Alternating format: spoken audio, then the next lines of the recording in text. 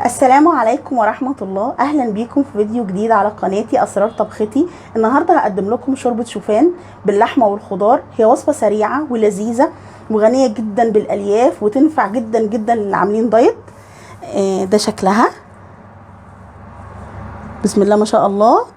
نبدأ بقى الوصفة مع بعض ونقول بسم الله الرحمن الرحيم. المكونات اللي هنحتاجها لشوربة الشوفان: كوباية شوفان حوالي 250 جرام، ربع كيلو لحمة مقطعة مكعبات صغيرة، نص كيلو جزر مقطع مكعبات صغيرة، نص كيلو كوسة مقطع برضو مكعبات صغيرة، حبة بصل متوسطة مقطعة برضو مكعبات صغيرة، فصين توم مفرومين ناعم، معلقة صغيرة جنزبيل فريش مبشور، معلقة صغيرة بشر ليمون، يعني تقريبا هنبشر ليمونة، حبة طماطم متوسطة مقطعة برضو حبات صغيرة، معلقة صلصة، وهنحتاج زيت ذرة عادي نص كوباية، دول حوالي 100 ملي، وهنحتاج عصرة ليمون، يعني دي حوالي برضو معلقة كبيرة عصير ليمون.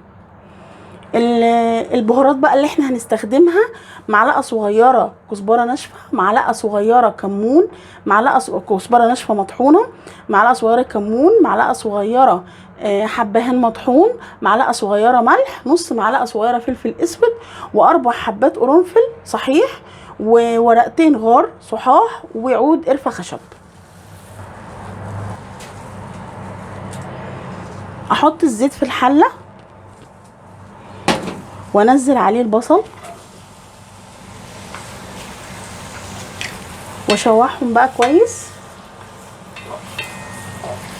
دقيقتين، هشوحهم دقيقتين.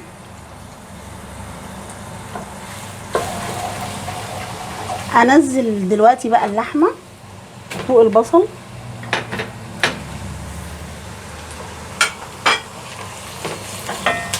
وانزل البهارات وانزل الثوم والجنزبيل وبشر الليمونه،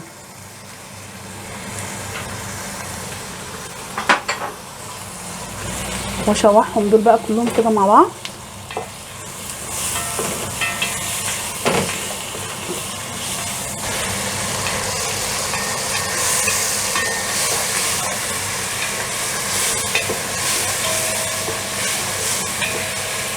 كده اللحمه تمام.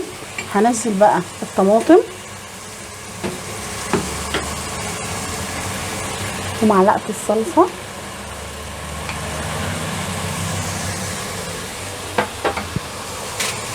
واشوحهم برضو كويس دقيقتين كمان.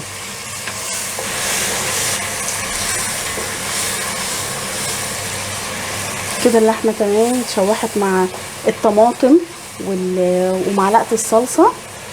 هنزل بقى دلوقتي عليها الميه المغليه، قلنا لتر ونص ميه مغليه،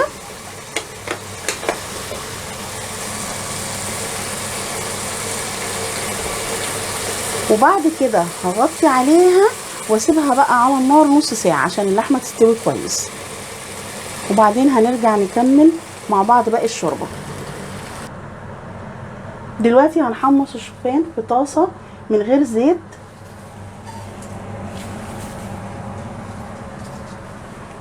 هنقلب فيه كده على النار نحمصه لحد ما ريحته تطلع، وهطفي عليه.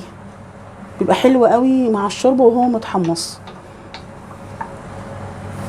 ما شاء الله ريحه الشوفان كده طلعت، حمصته تمام وريحته الجميله طلعت اهي. هطفيه بقى خلاص. دلوقتي بقى هنزل الشوفان اللي انا حمصته على الشوربه،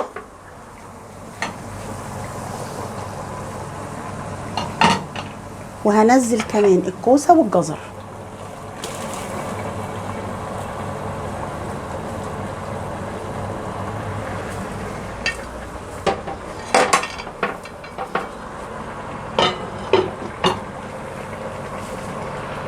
هقلبهم وهدي عليهم النار واسيبهم 10 دقايق ربع ساعه بالكتير قوي، وهنرجع بقى اوريكم شكل الشوربه النهائي بعد ما تستوي.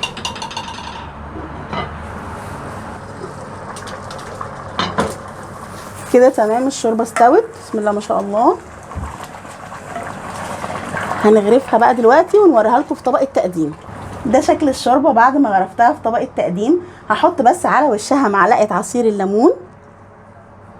اتمنى ان انتوا تجربوها. اذا عجبكم الفيديو اعملوا لي لايك وشير وسبسكرايب للقناه وفعلوا زر الجرس عشان توصلكم فيديوهاتي الجديده اول باول. اشوفكم على خير الفيديو الجاي، والسلام عليكم ورحمه الله.